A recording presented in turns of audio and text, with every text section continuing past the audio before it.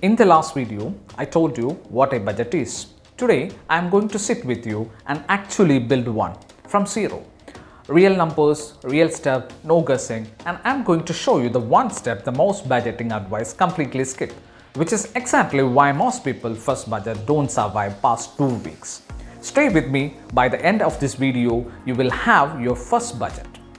Not a plan to make one, an actual budget. Quick recap from last time. A budget is simply a written plan of your money before you spend it.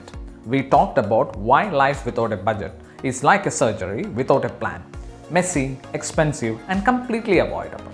If you haven't watched that video yet, go watch it first. Link is right there. It's about 8 minutes and it will make everything today click faster. Now let's build. What do you need before you start? Before we touch any numbers, let me tell you what you need. And I mean this, you don't need any special app. You don't need to be good at math. You don't need a finance degree. Here is your toolkit. 3 things. 1. Your last 2 months of bank statements. Log into your bank account right now and pull them up. Digital is fine. This is your financial medical history. You can't write a prescription without knowing the patient's history. 2. A simple document to write in. A note app on your phone, a Google Sheet, a notebook, literally anything. 3. 30 minutes of honest, undistracted time. This is non-negotiable. The reason most budget fail isn't math, it's honesty. People round down on spending and round up on discipline. We are not doing that today. Got those 3 things? Let's go. Step 1. Your real income. Know your actual income.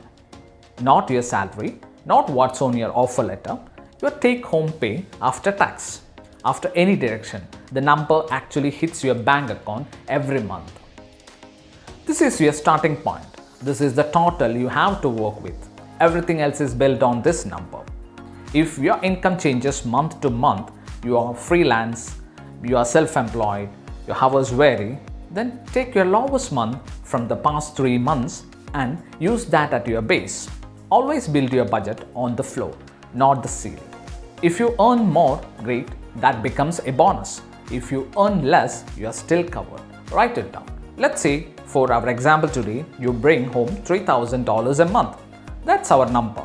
Everything from here is built around it. Step 2. The honest expense list. Write down every single thing you spend money on. And I mean everything.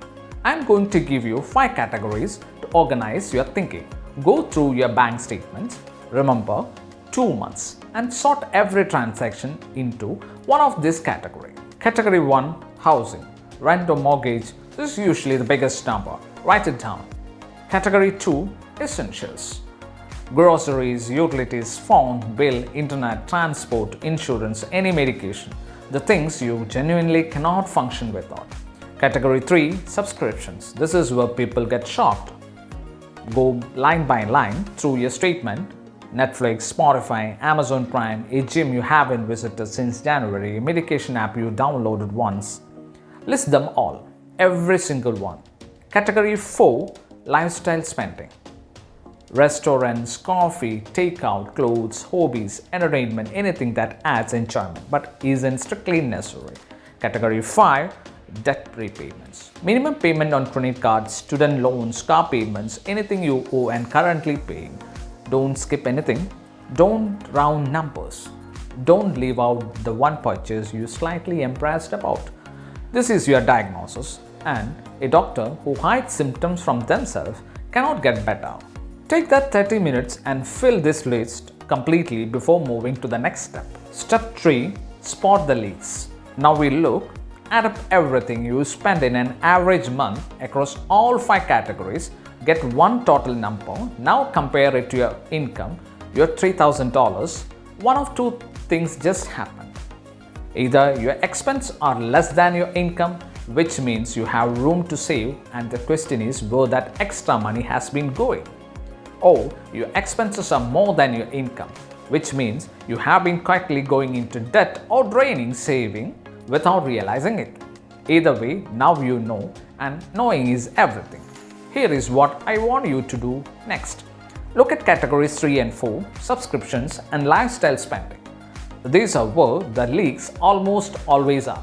In my experience, and I have looked at a lot of financial health cases, people are typically surprised by two things: how much they are spending on food outside the home, and how many subscriptions they forgot they had. Let me give you real numbers. The average person in a developed country spends between $200 and $400 a month eating out, ordering in, or buying coffee. That's $2,400 to $4,800 a year on food that took 20 minutes to eat. I'm not saying stop. I'm saying, did you choose that number, or did it just happen? A budget, make it a choice. Step 4. Build the plan. Build your actual budget. Now that you know what's coming in and what's going out, you're going to assign a spending limit to every category, not based on what you wish you spend, based on what's realistic, with small improvements. Here is a framework I want you to use. It's called the 50-30-20 rule, and I'll do a full deep dive video in the next. But here is the core idea. 50% of your income goes to needs. For our $3,000 example, that is $1,500. Rent, groceries, utilities, transport, insurance. 30% goes to wants, $900. Restaurants, streaming, gym, hobbies, entertainment. Yes, this category exists in a healthy budget. You're allowed to enjoy life. 20% goes to savings and debt repayment, $600. Emergency fund, investment, paying down credit cards, retirement. This is the category that builds your future. Now, if your current spending doesn't match this breakdown, don't panic. Most people does not at first. Here is what you do. Look at your current numbers, identify which categories are over their target. Pick the easiest one to reduce, just one, and set a realistic new limit. For example, if you are currently spending $400 on restaurants and your 30% budget allows $200, don't tell yourself you'll go cold turkey. Set it at $250 this month. Small wins compound. That's the engineering mindset applied to money. Write down your new targets for each category. These are your budget numbers. This is your financial prescription. Step 5, the secret step. This is the one nobody tells you about. This is why most first budget fail. A budget is not a document you write once and file away. It's a living system. It needs a weekly check-in. Here is what that looks like.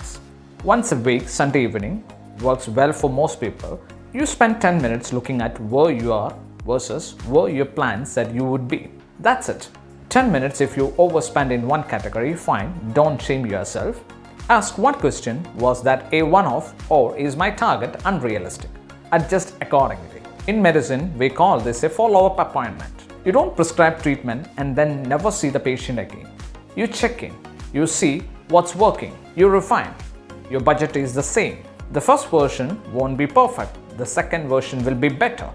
By month 3, you will have a system that actually fits your life. You will wonder how you ever lived without it. Here is a simple rule. Your budget is allowed to change. Your commitment to having one is not. Here is your smart money, smart move for this week. I want you to complete step 1 through 4 today. Get your income number, pull your bank statement, list your expenses in those 5 categories, and write your first budget target. Then next Sunday, do your first 10-minute review. That's it.